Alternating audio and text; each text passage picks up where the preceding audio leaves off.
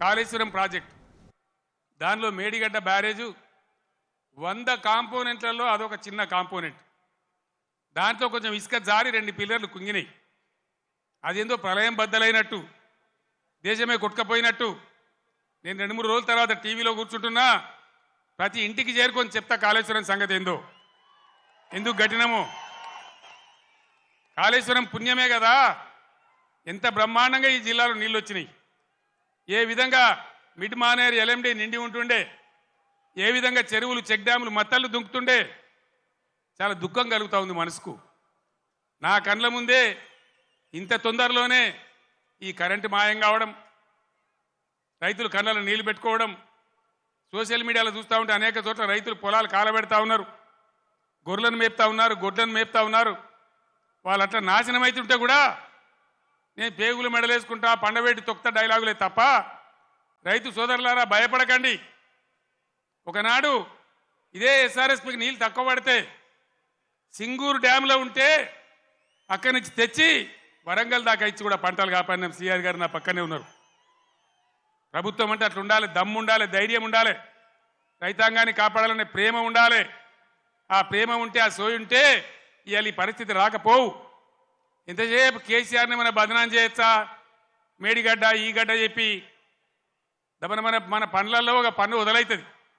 32 పనులు రాలగొట్టుకుంటామా, మొత్తమే ఊడగొడతామా? ఏ పన్ను అయితే ఊగుతుందో ఆ పన్ను బాగు చేసుకుంటాం, కానీ మొత్తం పనులు అయితే రాలగొట్టుకోం కదా. ఒక 2 పిల్లర్లు మొత్తం 300 పిల్లర్లు ఉంటాయి కాళేశ్వరంలో. అలా కలిసే నదుల మీద, ఉపనదుల మీద, మెయిన్ గోదావరి మీద 300 పైచిలకు పిల్లర్లు ఉండేటువంటి కాళేశ్వరం ప్రాజెక్టులో 2 పిల్లర్లు కుంగిపోయినాయని అది భారతదేశమే మునిగిపోతున్నంత బొబ్బ చేసి కేసీఆర్ మీద బదనాం పెట్టాలనే పద్ధతిలో ఇలా చిల్లర రాజకీయం చేస్తూ ఉన్నారు తప్ప మరి రైతుల మంచినీళ్ళు ఇలా మార్చి 10-12కే ఇట్లా ఉంటే రేపు ఏప్రిల్ మే నెలలో ఏం కావాలి మన గతి? ఏం కాబోతా ఉన్నది? ఏం జరగబోతా ఉంది? అందుకే ఇవాళ మళ్ళీ మీరు తప్పిపోయి దయచేసి నాయకులు, కార్యకర్తలు మీరందరూ కూడా వినోద్ గారు కోరినట్టు గ్రామాలలో చర్చ పెట్టాలి.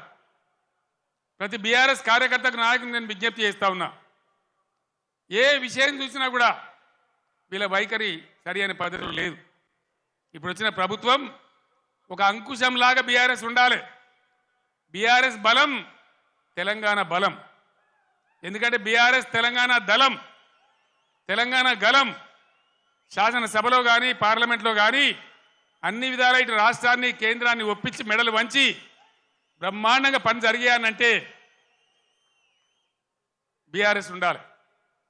నేను మా ఎమ్మెల్యేలు వస్తే నేను చెప్పిన వాళ్ళు గెలిచిండ్రా 3 నెలల దాకా వాళ్ళని పనిచేయనండి, 4 నెలల దాకా వాళ్ళ వ్యవహారం ఏదో చూద్దాం, మన మీద వాళ్ళకి అధికారం వచ్చిందని ఈర్ష్యపడ్డట్టు అక్కస్తో ఉండొద్దు, మనం వదిలిపెడదాం వాళ్ళను, 4 నెలల తర్వాత కార్యాచరణ మొదలు పెడదామని అన్నాం. ఒక్కటంటే ఒక్క మాట మీద ఖాయం ఉండద్దా? ఉరుకుర్రి 2 లక్షలు రుణం తెచ్చుకోండి, 9 తారీఖు నాడు నేను మాఫీ, డిసెంబర్ 9 నాడే. అందుకే ఈరోజు బీఆర్ఎస్ ఎమ్మెల్యేలు ప్రశ్నిస్తూ ఉన్నారు, బీఆర్ఎస్ నాయకులు ప్రశ్నిస్తూ ఉన్నారు. మీ అందరు నేను కోరేది ఒకటే, తెలంగాణ బలంగా ఉండాలంటే బీఆర్ఎస్ బలంగా ఉండాలి, ప్రశ్నించేవాడు ఉండాలి.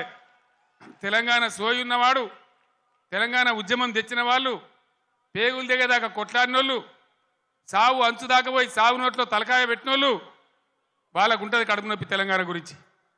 కాబట్టి నేను తెలంగాణ యావత్ ప్రజానీకాన్ని కోరుతా ఉన్నా, నా మాటల్ని మీరు దయచేసి ఆలోచన చేయండి. ఈరోజు ప్రభుత్వం నడిపే విధానం చూడండి, మేము ఉన్నప్పుడు ఎంత గౌరవంగా నడిపినామో చూడండి, ఎన్ని రకాల స్కీములు తెచ్చి ప్రజల్ని ఎట్లా కడుపులో పెట్టుకున్నామో చూడండి.